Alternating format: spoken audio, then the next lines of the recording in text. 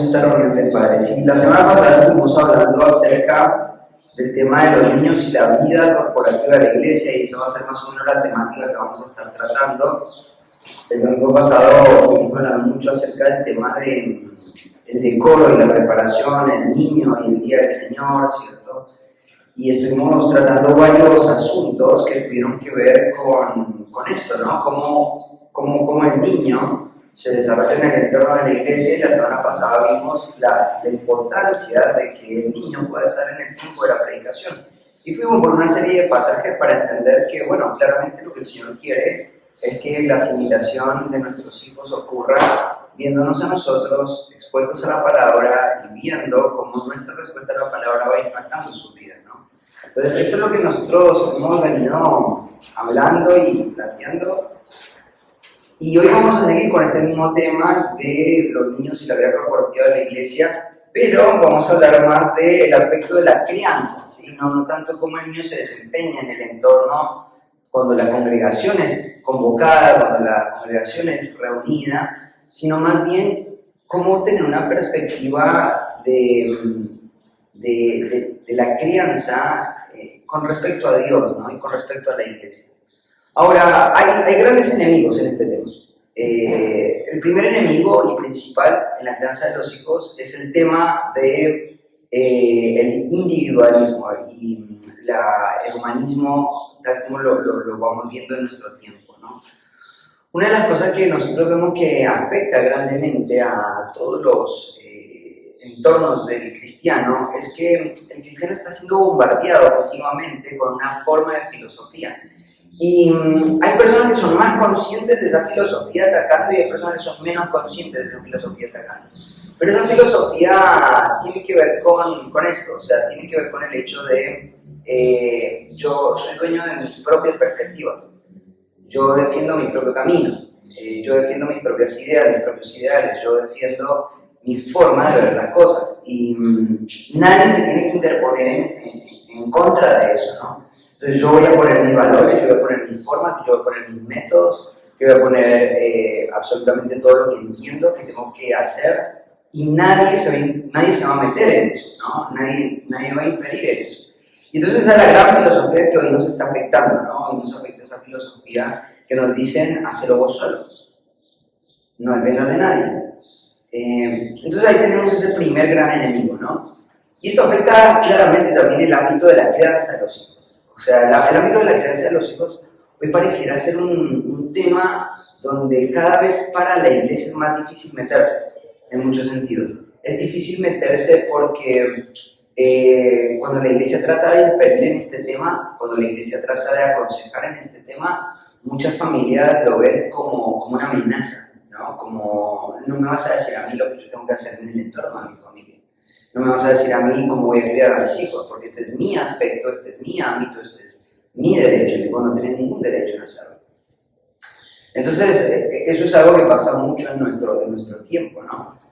Hace poco tiempo me acuerdo que estaba hablando con un pastor y me contaba de los grandes desafíos que estaban teniendo en el entorno de la crianza de los hijos, en el entorno de la iglesia. Ya una primera camada de niños se había convertido en adolescentes, y todos esos adolescentes que habían pasado por esa etapa de haber sido criados en la iglesia empezaron a caer en pecados y en formas de pecado que no eran correctos, no eran apropiados. Entonces, eso fue lo primero que ocurrió, ¿no? Ellos empezaron a tener vidas disolutas, empezaron a generar relaciones de noviazgo sin autorización, y la vida de pecado empezó a afectar en grandes formas a toda esta camada de niños que ya no eran niños, sino eran jóvenes. Entonces este pastor me planteaba de que entre los jóvenes que habían caído en estas formas de pecado, fornicación, ¿cierto? Chicas embarazadas, un montón de cosas que habían pasado muy tristes con toda una generación de niños que se habían criado en el entorno de la iglesia, había un hueco ahí en el medio y después de ese hueco venía otra camada de niños. Y entonces él estaba preocupado porque decía, bueno, ¿y ahora qué vamos a hacer para que esto no nos ocurra con los niños que ahora tenemos en la iglesia? Entonces, bueno, él fue nutriéndose de consejo, pero fue muy difícil porque los padres no le permitían a él, porque vieron que en la primera generación, en la primera camada de niños, los padres no dejaron entrar a la iglesia y esta segunda camada venía por el mismo camino. Entonces, una de las cosas que le aconsejábamos era el hecho de que él tiene que ser consciente de la iglesia, que el individualismo, el personalismo, el criterio independiente va a traer consecuencias destructivas para la vida de los hijos. Entonces, ahí fuimos tratando el tema y hoy están en esa gran lucha. Pero esto es lo que se levanta en la mente de las personas. Nadie se puede meter en mis criterios como padre, que lo que voy a hacer. Entonces hay muchos padres que piensan, yo no quiero que mis hijos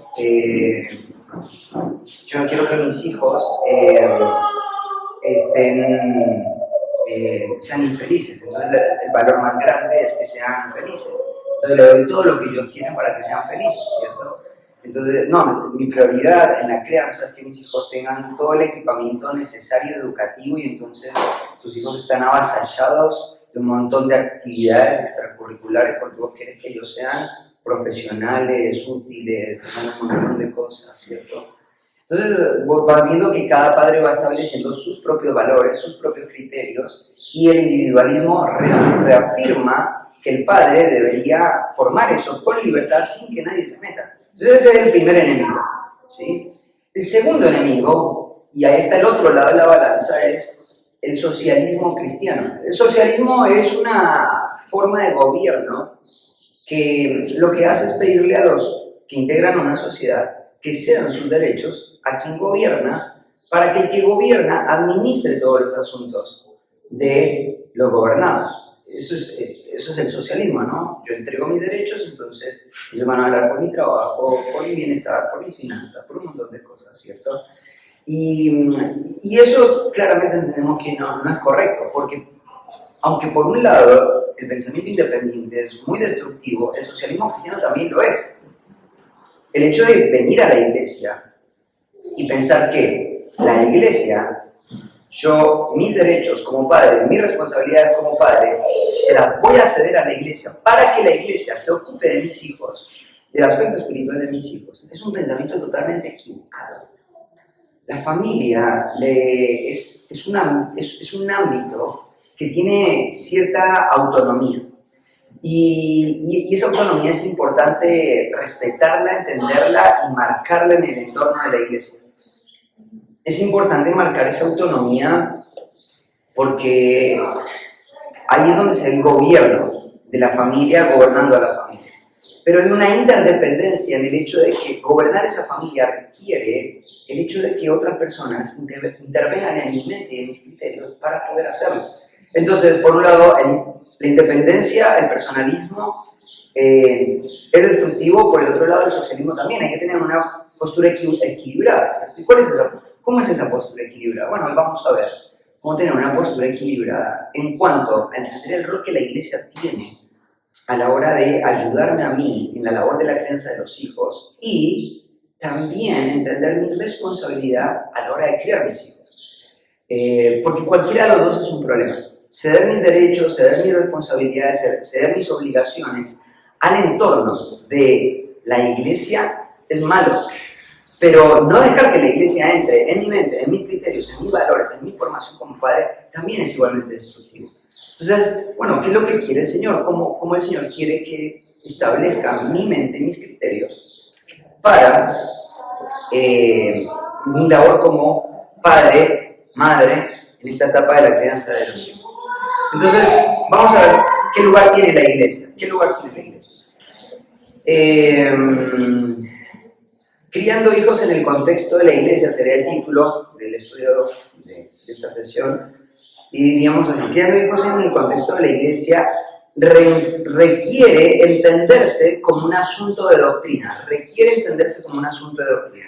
Acompáñenme a Tito, capítulo 2. Tito, capítulo 2, versículo 1.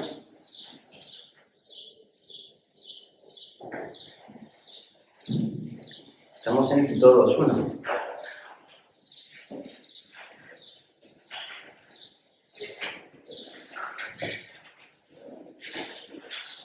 Sabemos que hay muchas personas que diferencian la doctrina como algo intelectual y la práctica como algo que no tiene nada que ver con lo doctrinal. O sea, está la vida práctica y está la vida doctrinal o la vida teológica, ¿sí?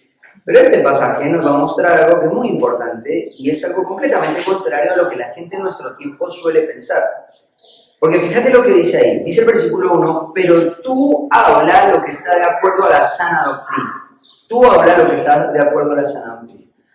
Ahora, cuando Pablo empieza a desarrollar el capítulo 2 del libro de Tito, una de las cosas que vos notás es que Pablo no está hablando de grandes construcciones teológicas, intelectuales, sino que lo que él está hablando es más bien de dinámicas prácticas en el entorno de la iglesia. Y entonces lo que Pablo va a hacer es una segmentación etaria dentro de la iglesia. Va a hablar de ancianos, va a hablar de ancianas, va a hablar de las jóvenes, va a hablar de los jóvenes, va a hablar de los esclavos o de los que trabajan y la ética laboral. Entonces va a segmentar y cuando trata cada uno de estos grupos, él va a dar instrucciones particulares a cada uno de estos grupos. Y esas instrucciones particulares que son sumamente prácticas, son doctrinales.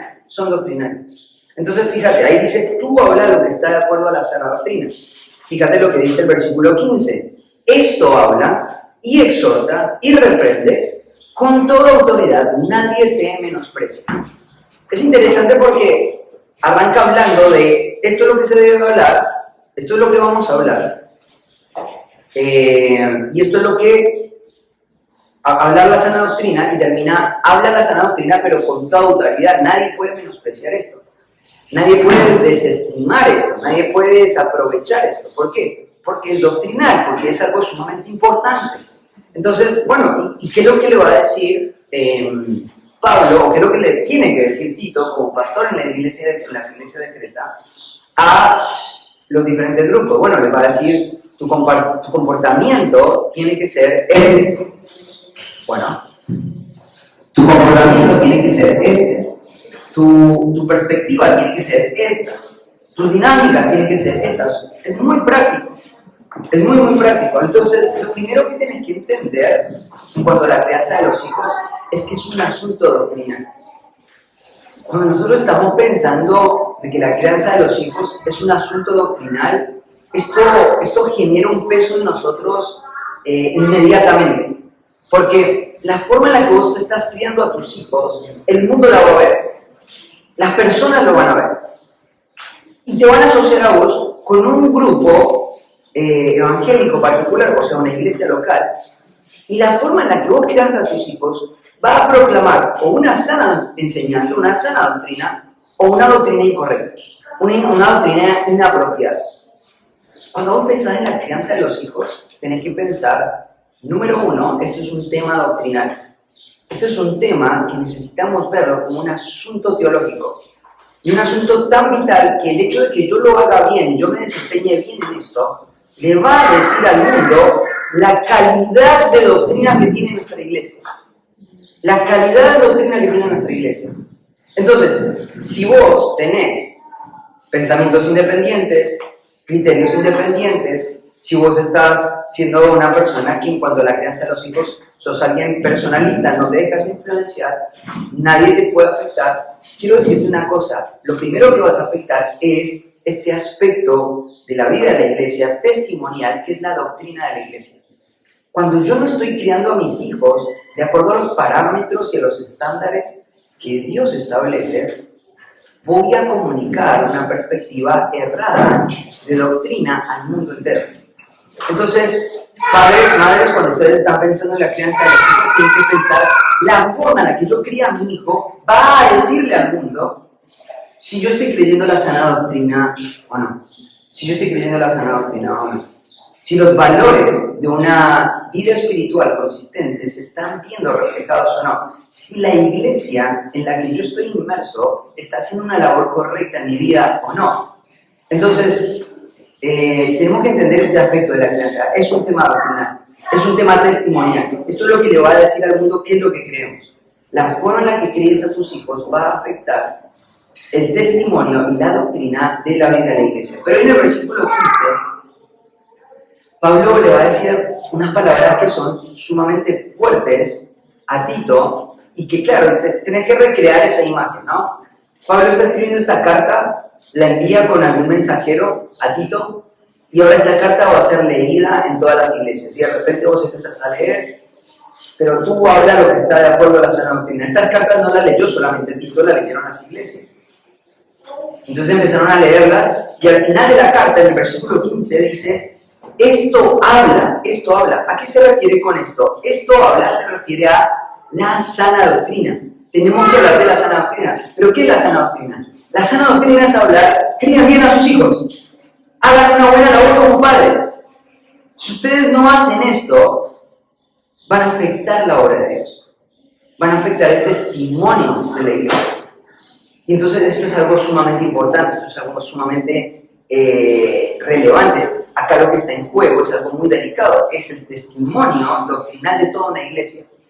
Y la forma en la que nosotros nos desempeñemos en esto es algo muy importante, pero además de eso, tienes que entender que el liderazgo tiene una autoridad que Dios le ha delegado, porque eso es lo que está diciendo el versículo 15, esto habla de la sana doctrina. ¿Y cómo vamos a hablar de la sana doctrina? O sea, estamos hablando de la crianza de los hijos, ¿no? La crianza de los hijos es un tema doctrinal. Esto habla, exhorta y reprende. Son dos palabras, son palabras muy fuertes, porque tienen que ver con reprensión, tienen que ver con amonestación. O sea, la iglesia puede, en el entorno de una familia, venir y decirte a vos como padre, a vos como madre, que estás haciendo una mala labor como madre, estás haciendo un mal labor como padre, estás desempeñándote mal en la labor de la crianza de los hijos.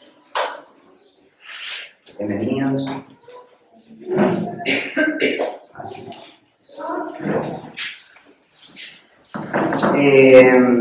Estás haciendo una... ¿Y cómo lo puede decir esto? Mira lo que dice ahí. Ahí no solamente te dice lo que tiene que hacer, sino la actitud con la que la tiene que hacer.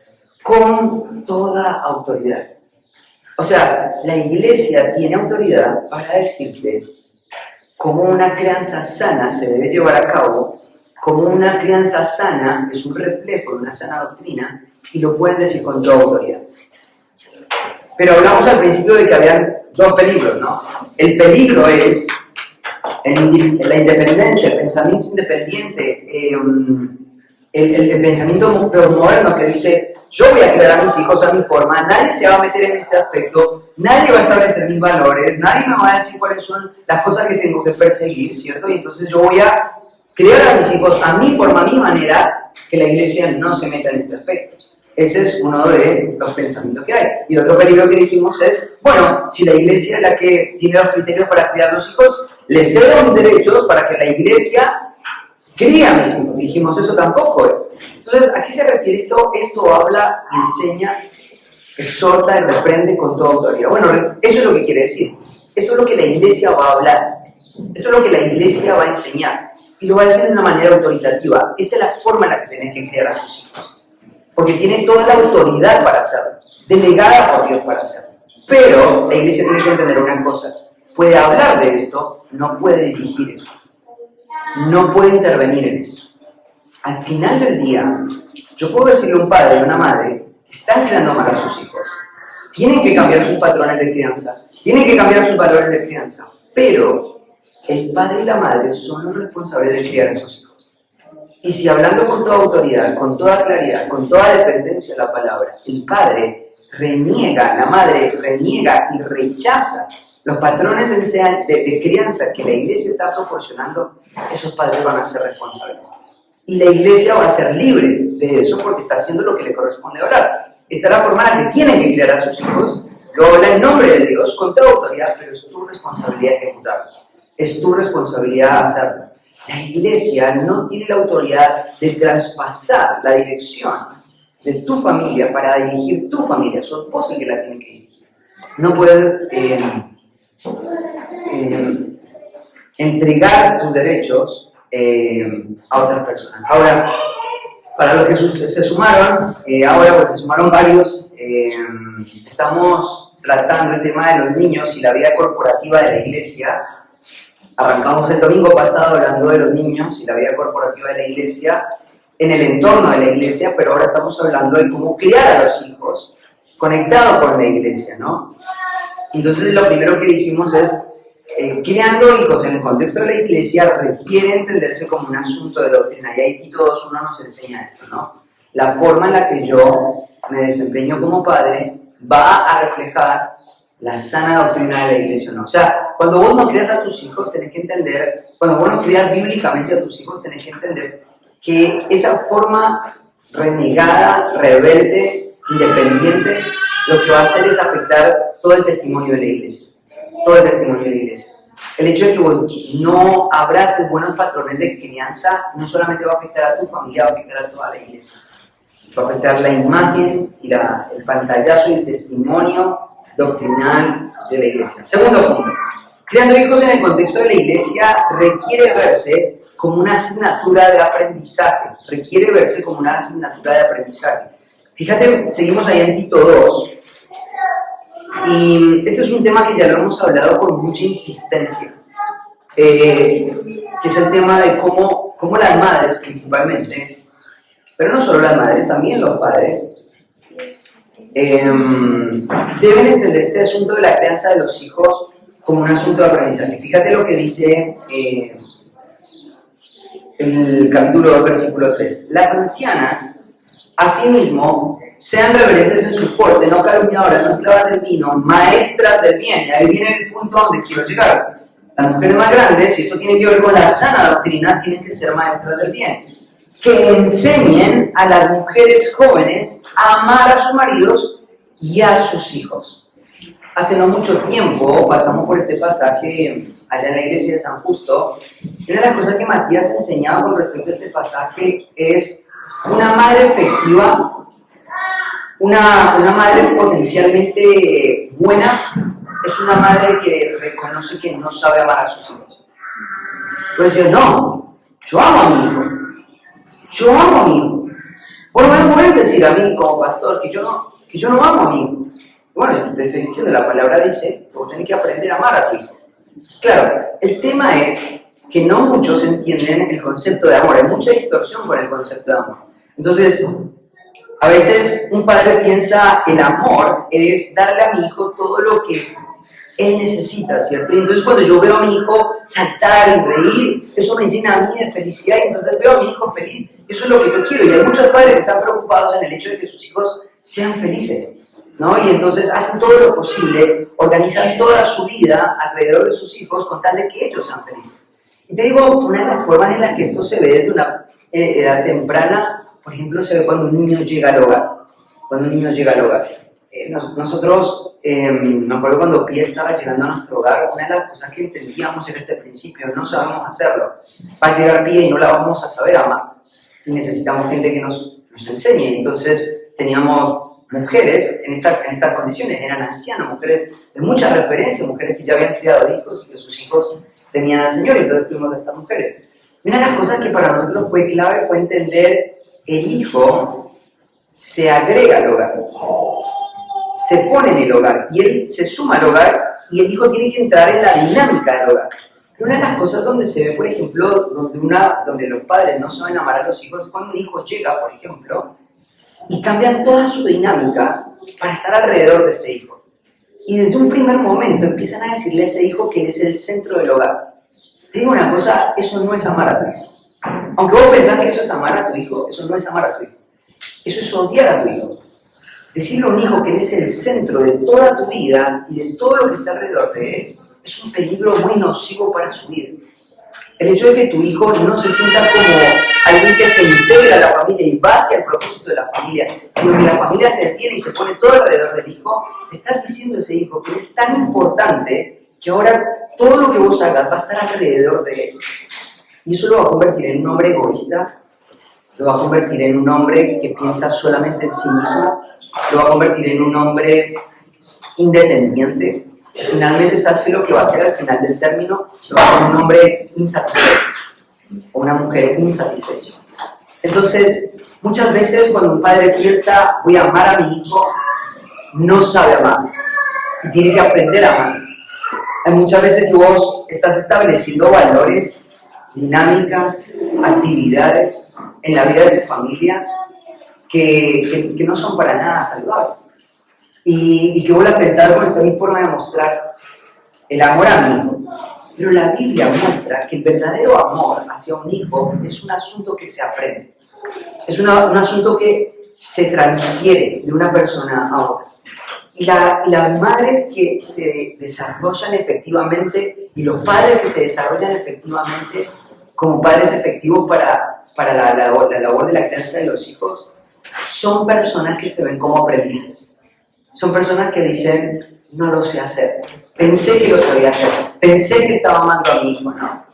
Entonces, hace poco tiempo algunos de ustedes les pasamos este estudio que Mati dio una vez en un campamento que tenía como título Yo odio a mi hijo y utilizaba como pasaje base este texto en Proverbios que habla que el que refrena la vara a su hijo aborrece, ¿no?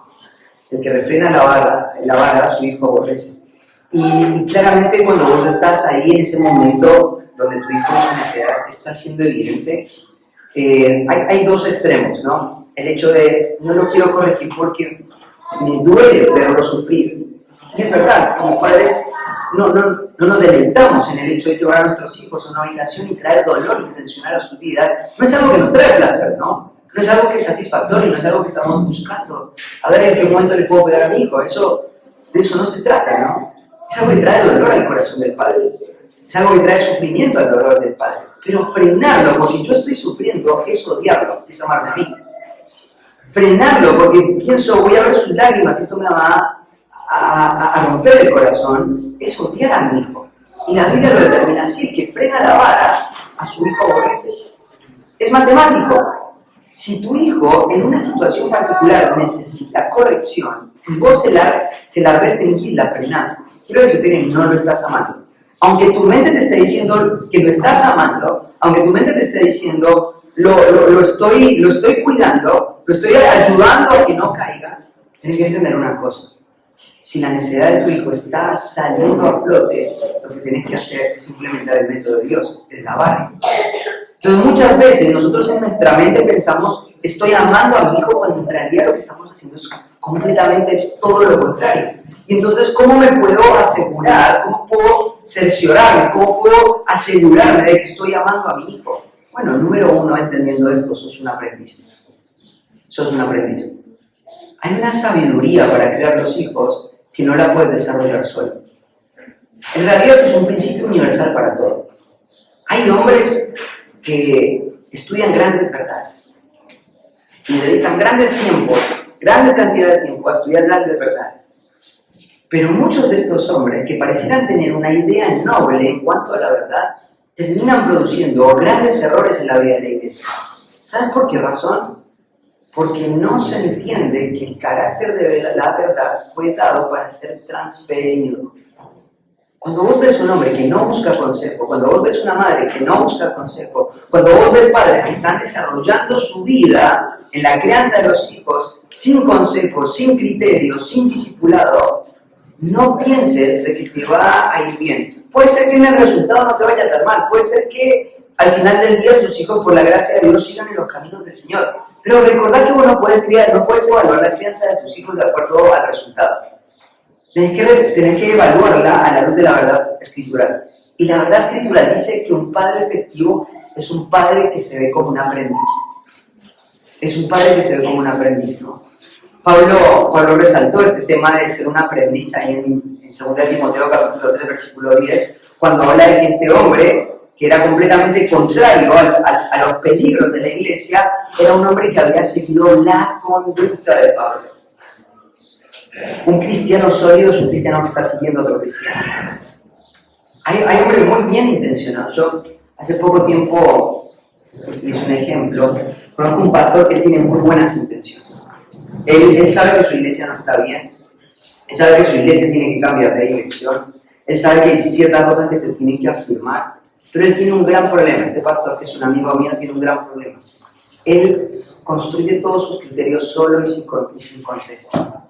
Y hoy está pasando por diferentes dificultades en la iglesia. Y una de las cosas que le pasa a este hombre es que enfrenta grandes situaciones difíciles, abrumadoras, y las libra solo. Y son situaciones que con un poco de consejo podría tener mucha sabiduría para poder librarlas. Y te digo, en la familia es igual. Hay veces donde la familia se convierte en un área muy desafiante, pero que a veces resolver esos asuntos solo requiere la humildad de decir: necesito consejo en este aspecto. Necesito consejo en este aspecto. Entonces, criar hijos en el contexto de la iglesia, número uno, requiere entenderse como un asunto de doctrina, ya lo tratamos. Segundo, requiere verse como una asignatura de aprendizaje. Una asignatura de aprendizaje. Tercer punto. Criando hijos en el contexto de la iglesia requiere la intervención objetiva del Evangelio. Requiere la intervención objetiva del Evangelio. Vamos a Gálatas 1:6.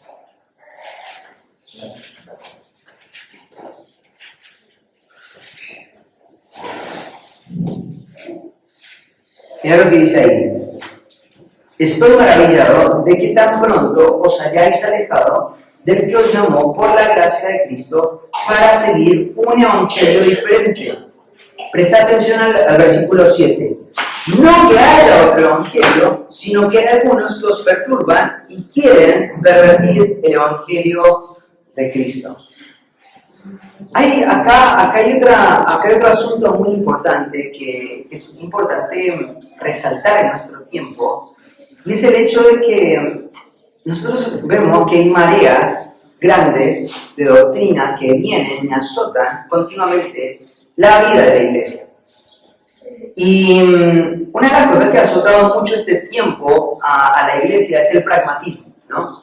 El pragmatismo es una filosofía que lo que hace es evaluar la calidad de una iglesia en función de cuán útil es lo que se está implementando. Entonces, vamos a buscar un método para que los niños lleguen rápido a la salvación, ¿no? Esta filosofía está en la mente de muchas personas. Si hacemos algo rápido en la vida de los niños, cuando están en la etapa de la niñez, vamos a ahorrarles grandes dolores de cabeza. Y eso en cierta medida es real, es verdad. En la medida que vos trabajas desde temprano en la vida de un niño, hay mucha más esperanza que trabajar en la vida de una persona, un joven o un adulto. Hay mucha más esperanza en la vida de un niño. Entonces, uno trabaja en la vida de los niños pensando en eso. Pero lo que eso ha construido en la mente de muchas personas es cómo podemos construir un sistema que trabaje con los niños, que traiga un resultado rápido. Y lo primero que ese pensamiento ha hecho es afectar un punto muy crítico de la vida corporativa de la iglesia, del aspecto de la crianza de los hijos, que es la forma en la que vemos el Evangelio pensando en nuestros hijos. Muchas veces nosotros pensamos que como son niños, lo único que necesitan es entender ciertas verdades simples del Evangelio. Y lo que ha venido ocurriendo es que los padres, por ejemplo, no se entrenan a la hora de pensar en cómo evangelizar a sus hijos. Y eso es algo muy preocupante. No hay muchos libros en nuestro tiempo, por ejemplo, que se escriban para poder entrenar a un padre en cómo debe evangelizar a su hijo. No hay muchos materiales. ¿Sabes por qué razón no hay muchos materiales? Porque hay muchas personas que creen que no es importante evangelizar a nuestros hijos. O que evangelizar a nuestros hijos o los niños es algo sumamente fácil, porque ellos tienen una mente simple. Entonces, lo que eso ha traído ha sido diluir el Evangelio en función de que el niño lo acepte. Y eso mismo pasa con los adultos y el decisionarismo, ¿no? El decisionarismo es esa doctrina que enseña a afirmar estas 3 o 4 verdades. Puedes decir que sí a las 4, sí. Entonces levanta tu mano y decir: yo quiero recibir a Cristo. Levantas tu mano, recibís a Cristo. Pasás adelante, repetís una oración y sos salvo para siempre. Y el evangelio de nuestro tiempo se ha reducido a esto. Pero no solamente a las prácticas evangelísticas en general de la iglesia, sino también con los niños de la iglesia. Y a veces pensamos de que los niños necesitan un evangelio diferente. O por ejemplo pensamos que como padre no necesitamos entrenamiento para evangelizar a nuestros hijos. Claro, sí. ¿Está todo bien? Se escuchó ruido en el fondo. Muchas veces pensamos que evangelizar a nuestros hijos es una labor tan sencilla que no requiere entrenamiento, que no requiere preparación. Y no es así. Pablo acá está diciendo, no hay otro evangelio, no hay otro evangelio, no hay otra forma, no hay otro camino por el cual llega un hijo a la salvación, un niño a la salvación. Entonces lo que tenemos que pensar es lo siguiente. Si para que un adulto llegue a la salvación, entendiendo verdades como la puerta estrecha, el camino estrecho, como pasajes como, si alguno quiere venir en pos de mí, tome su cruz y sígame, ¿cierto? Pasajes como, por ejemplo, si confesares con tu boca que Jesucristo es el Señor, ¿no? Y esa verdad de Cristo como Señor. Si todas esas verdades que componen un evangelio bíblico no están en la forma en la que estamos evangelizando a nuestros hijos, les estamos predicando otro evangelio. Eso es algo muy preocupante. Tenemos que entender que evangelizar a nuestros hijos no requiere otro evangelio, requiere el único evangelio que hay en la Biblia. Entonces, por ejemplo, si vos estás evangelizando a tus hijos, una de las cosas que vos tenés que hacer es ser cuidadoso a la hora de afirmar la fe de tus hijos. Del mismo modo, tenés que ser cuidadoso en desestimar las expresiones de fe de tus hijos. Esta predicación se trató de los extremos. Están los que dicen, mi hijo no puede ser salvo, no, mi hijo no puede ser salvo, no veo las marcas de salvación, y tu hijo está dando expresiones de fe genuinas, y tenés que ser cuidadoso con eso. Y está el que dice, mi hijo es salvo porque un día repitió una oración, y entonces yo afirmo, y le afirmo a él como cristiano, y como padre le afirmo, y le afirmo, y le afirmo, y le afirmo como cristiano, y pensamos que la salvación de nuestros hijos es un asunto que se trata de una manera diferenciada. Entonces, por ejemplo, hoy nosotros en nuestra iglesia entendemos que para que se afirme la salvación de una persona se requiere un paso que es muy importante. ¿Cuál es ese paso? El bautismo y la membresía eclesial, ¿cierto? ¿Por qué razón yo, como padre, le diría a mi hijo o trabajaría en la vida de mi hijo para afirmarle como creyente si esa función es una función que Dios le ha otorgado a la iglesia? Pero a veces trabajamos y la preocupación que nosotros hay es querer afirmar a nuestros hijos en esa función, con tal de que nosotros nos quedemos tranquilos en el hecho de que ellos son salvos. Cuando esa función de afirmar a los hijos como creyentes, o no a los hijos, cualquier persona como creyente, es una labor que Dios le ha dado a la iglesia. Pero eso es algo que nosotros solemos apropiarnos y decir, no, este derecho de afirmar la vida de salvación de mis hijos, se la expropio a la iglesia, la tomo como mía y la trabajo en la vida de mi hijo. Y tengo que entender, no, durante todo este tiempo yo lo voy a ir evangelizando, durante todo este tiempo yo voy a ver sus expresiones de fe, durante todo este tiempo yo lo voy a ir acompañando hasta que él esté listo para exponerse a la vida de la iglesia y la iglesia lo firme como creyente. Pero no lo puedo hacer yo. Eso es una labor que Dios le delegó únicamente y exclusivamente a la iglesia. Entonces, estos son grandes manifestaciones de que muchas veces construimos una forma de evangelismo independiente, distinta y diferenciada a la que la Biblia expresa para la vida de nuestros hijos. Tenemos que ser cuidadosos con eso. Ya estamos terminando. Cuarto punto. Criando hijos en el contexto de la iglesia, cuarto punto, requiere de todo el cuerpo para ser efectiva. Fíjate una cosa. Hay un pasaje que conocemos muy bien, en Efesios capítulo 4. Sé que este pasaje lo repetimos mucho en la iglesia, pero para mí no es gravoso decir las mismas cosas siempre.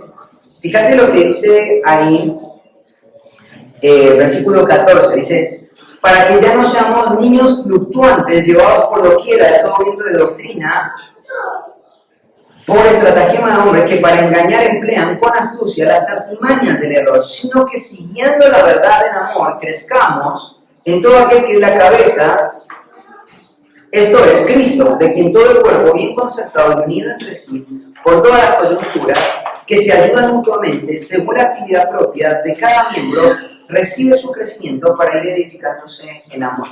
Me encanta porque esta analogía del cuerpo es una analogía perfecta para entender cómo ocurren las dinámicas y cuál es el plan de Dios para establecer el crecimiento en la vida de la iglesia. Ahora, claramente, muchos de nuestros hijos son una extensión de nosotros como creyentes, ¿no? Hasta que ellos son afirmados como creyentes independientes por la vida de la iglesia, son una extensión de la vida nuestra.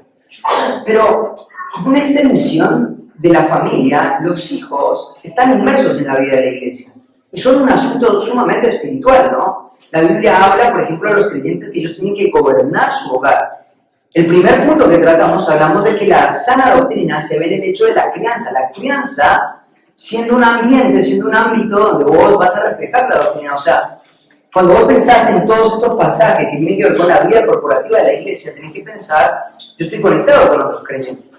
Ahora, una de las cosas que tenés que entender como padre es, vos sos responsable de la crianza de tus hijos, vos tenés que escuchar con autoridad y sin menosprecio la instrucción de la iglesia a la hora de enseñarte en cuanto a la crianza de tus hijos, porque eso es lo que nos enseña Tito capítulo 2, versículo 15, pero tenés que entender una cosa, aunque vos sos responsable de criar a tus hijos, tengo una muy buena noticia para vos. ¿Sabes cuál es la noticia? No tenés todo lo que tu hijo necesita. No tenés todo lo que tu hijo necesita. Dios te ha diseñado, aún en tu rol como padre, como un ser dependiente. No tenés todo lo que como padre tu hijo necesita. Para que tu hijo pueda ser en este elemento tan básico como ser afirmado como creyente, necesita la iglesia de Cristo valorando su salvación. Perdón que te use de ejemplo, pero sos la última hija que recibimos como miembro de la iglesia. Anto es miembro de nuestra iglesia. Anto no se la vio venir y se puso nerviosa, no sabe lo que voy a decir. Pero Anto fue la primera y la última persona que fue criada en el entorno de un hogar cristiano, que fue evangelizado durante muchos años, pero que recién hace unos pocos meses atrás, no me acuerdo cuándo fueron, fue en invierno, ¿no? Que la iglesia evaluó la vida de Anto, viendo la labor de su mentora, la labor de sus padres, la labor de los que interactuamos con ella, y vimos las marcas de una creyente real en su vida. Y entonces pasó por las aguas del bautismo y la afirmamos como una creyente, ¿no? Durante todo ese periodo de tiempo, perdona, Cari, que no use ejemplo, pero fuimos acompañando la vida de Adrián y de Cari en todo este proceso, preguntándoles qué ven como padres, qué ven como padres. Una actitud muy linda que Adrián tuvo fue el hecho de poder dejar que la iglesia tomara esta decisión. Él iba brindando sus perspectivas, él iba hablando de las luchas que Anto tenía, él iba hablando de las debilidades que Anto tenía, Cari también lo venía hablando. Pero en todo momento ellos dejaron la labor de reconocer la fe de su hija en la iglesia. Esto es una actitud muy, muy importante. Entonces, cuando vos entendés en este elemento tan básico como el hecho de que tu hijo se pueda ver como un creyente, no lo podés hacer vos, lo hace la iglesia, te das cuenta de, yo no tengo todo lo que mi hijo necesita. ¿Quién tiene todo lo que mi hijo necesita? Yo tengo una gran parte de lo que mi hijo necesita, pero no todo lo que mi hijo necesita. ¿Quién tiene todo lo que mi hijo necesita? La iglesia. La iglesia. Entonces, acá quiero presentarte una imagen de un escenario ideal para nuestra iglesia. Un escenario ideal para la crianza de nuestros hijos en el entorno de nuestra iglesia es padres entendiendo, yo tengo una gran labor, yo tengo una labor que es irreemplazable, yo no la puedo delegar en la vida de la iglesia, pero que no es independiente ni autónoma en el sentido de que yo no le puedo proveer todo lo que mi hijo necesita. Para que mi hijo pueda llegar a ser afirmado como creyente, para que mi hijo pueda ser llevado a la perfección, va a necesitar la intervención de todos los miembros de la iglesia. Entonces, cuando vos incorporás ese pensamiento en tu mente, ¿sabes una cosa? Hay algo que se empieza a derribar, porque esto es un tema que genera rivalidad muchas veces en el entorno de la iglesia. Y es el tema de quién cría mejor a quién tiene los mejores hijos. ¿Quiénes avanzan mejor en la escuela? ¿Quiénes hacen el mejor sistema? Yo me acuerdo que cuando Matías empezó a hablar de homeschool en el entorno de nuestra iglesia, una de las cosas que le dijeron a Matías fue, tenés que prepararte porque este tema del homeschool puede ser un asunto que traiga divisiones en la iglesia. ¿Y por qué ocurriría una cosa así? ¿Sabes por qué? Porque este tema de la crianza de los hijos es un tema que genera mucha rivalidad entre los padres. Si no, busca en YouTube todos los chistes que hay acerca de los grupos de padres en las escuelas. Yo, gracias a Dios, estoy librado de eso. Pero hace poquito tiempo estaba hablando con un padre que me contaba que había llegado a tomar la decisión de no exponer más a su hijo a ese entorno de escuela por lo hostil que eran los padres unos con otros. ¿Sabes por qué? La crianza de los hijos es un entorno que genera por naturaleza rivalidad. Te voy a decir por qué. Porque hay una tendencia muy natural en los padres en generar idolatría en todos nosotros. No hay ninguna persona que esté exceptuada acá del peligro de hacer de sus hijos un elemento de idolatría. No hay nadie. Y entonces, cuando vos no sos cuidadoso con tus hijos, y abro un paréntesis, si quieres ver si estás luchando con la idolatría de tus hijos, hay un libro que yo recomiendo mucho que se llama La crianza de los hijos de Paul Tripp. Es un muy buen libro, cierro paréntesis. Cuando el padre es propenso, nosotros como padres somos propensos a hacer a nuestros hijos, en vez de un medio de gratificación, hacerlos en un fin de adoración, el hecho de que te toquen a un hijo, a vos, se convierte en una gran amenaza, porque están tocando un ídolo que vos apreciás, vos estimás, vos cultivás, que vos venerás, al cual entregas tu tiempo. Y entonces el hecho de que una persona venga y te diga algo de tu hijo o intervenga en algún asunto de tu hijo, eso lo primero que hace es hacerte enfermecer. Entonces cuando vos, por ejemplo, esto es una de las grandes cosas por las cuales también vivir el principio de Timoteo 2, versículo 3 y versículo 15 es muy difícil de hacer. Porque muchas veces cuando la iglesia interviene en consejo, en exhortación y en reprensión en este tema de la crianza de los hijos, la reacción natural de muchos padres es ponerse a la defensiva. ¿Por qué razón? Bueno, porque este es un aspecto que es muy propenso a generar idolatría.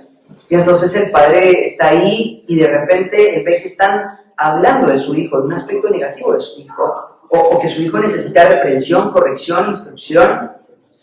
Y lo primero que el padre hace es molestarse. Ahora te voy a mostrar un escenario ideal. Un escenario ideal en el entorno de la iglesia, que esto lo que deberíamos pensar es, en la iglesia no hay rivalidad. En la iglesia no hay competencia, no hay mayores y menores, no hay superiores o inferiores.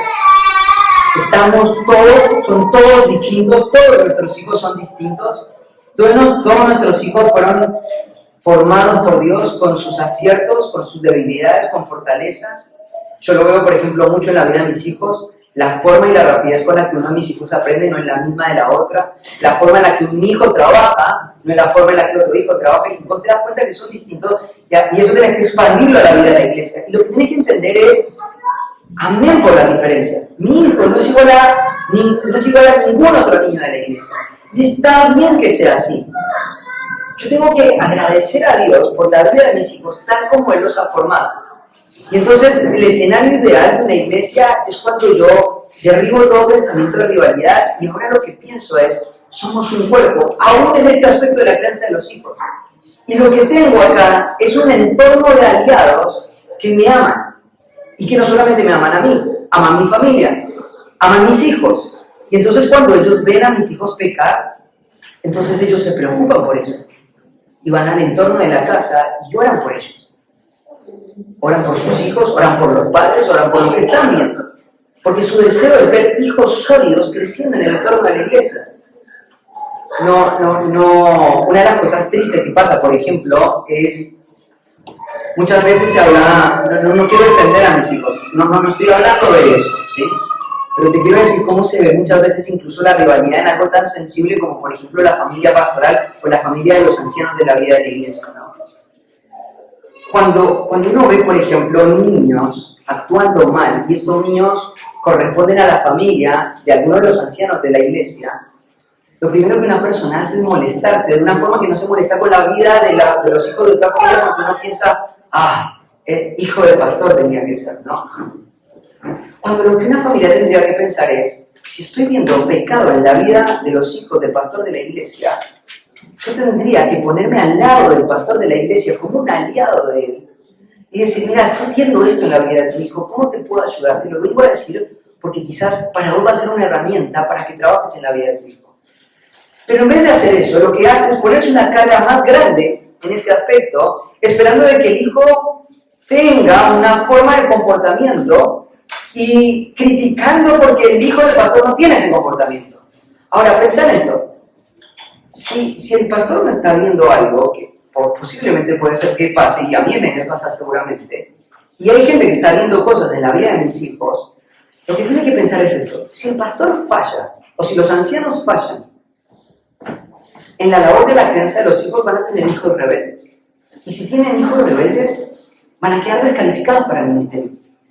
Porque una persona que no gobierna en su hogar es una persona descalificada para el ministerio. Y un pastor descalificado para el ministerio es una grande herida para el entorno de toda una iglesia. Entonces el hecho de que los ancianos críen bien a sus hijos no debería ser un asunto de interés de solamente el pastor. Claramente el pastor es llamado a gobernar bien su hogar. Claramente el pastor debería ser un ejemplo en este aspecto. Pero si se está viendo algún aspecto en la vida como iglesia, como cuerpo, en vez de pensar de una forma rivalista, comparativa, lo que tendríamos que pensar es trabajemos con todos los aliados que tenemos en la vida de la iglesia para poder llegar a la perfección. Pero muchas veces no pensamos así, sino es cómo puedo utilizar esto para mostrar la justicia y la calidad de mis criterios en la crianza y mostrar mi alto estándar, ¿no? Entonces tenemos que entender que si un niño viene a la escuela dominical y el maestro de escuela dominical pasa por el pasillo, te llama y te dice, tu hijo se está portando mal, creo que tienes que corregirlo y te da las razones, lo que vos tenés que ver en eso no es un problema, es un aliado. Gracias por decirme esto, gracias por ocuparte en la vida de mi hijo. Pero hay muchos padres que no lo piensan de esa forma, sienten vergüenza. Ay, mi hijo está haciendo esto, está pecando en el entorno de la iglesia. No deberías sentir eso. Porque vos sabés que estás luchando contra algo muy fuerte, que es la fuerza de la depravación misma en la vida de tu hijo. Y para vencer eso vas a necesitar de toda una iglesia para poder vencerlo. No lo puedes hacer solo. Entonces, ese maestro de escuela dominical que entra no es un problema, es un aliado. Ahora, cuando vos vas al mundo, por ejemplo, te das cuenta que el patrón es completamente contrario. Estábamos hablando con la esposa del profesor de violín de Pía, ella es profesora de violín también, y ella le estaba dando clase a uno de los niños, uno de los hijos de otra maestra del mismo conservatorio. Y entonces esta maestra, la esposa del maestro de Pía, estaba enseñando y le decía, mira, creo que tenés que practicar más en la semana. Yo te voy a dejar algunas tareas y algunas partituras para que la hagas en el entorno de tu casa, pero tenés que practicar más. A la semana siguiente, esta compañera de trabajo de ella, que era la mamá de este chico, vino ofendidísima, diciéndole, estás creando una carga innecesaria en la vida de mi hijo. Estás trayendo un trauma porque ahora él está preocupado en la casa porque tiene que estudiar muchas horas para poder sacar esa canción que vos le diste en la partitura. Y ahora seguramente lo que va a pasar es que si esto sigue así, le voy a tener que pagar a un psicólogo para sacarlo del trauma en el que está. Tengo una cosa, muchas veces en la iglesia nos comportamos así. Cuando una persona viene y trata a tu hijo de una forma donde dice, mira, tenés que comportarte de una forma distinta, esto es el límite, esto no deberías hacerlo, y ves a un padre que amorosamente se acerca, en vez de verlo como un aliado, lo ves muchas veces como una amenaza. Y esto es algo muy triste. Hay muchas veces que, por ejemplo, te digo, y en esto hay mucha falta de criterio. Hay muchas veces que padres ven que hay niños que tienen desafíos de comportamiento y muchas veces incluso hasta madres se conglomeran para hablar del problema que estos niños están teniendo, en vez de ver el problema en el niño e ir al niño con amor y decirle, mi amor, esto tienes que entenderlo así. Ganar su corazón, ganar su confianza.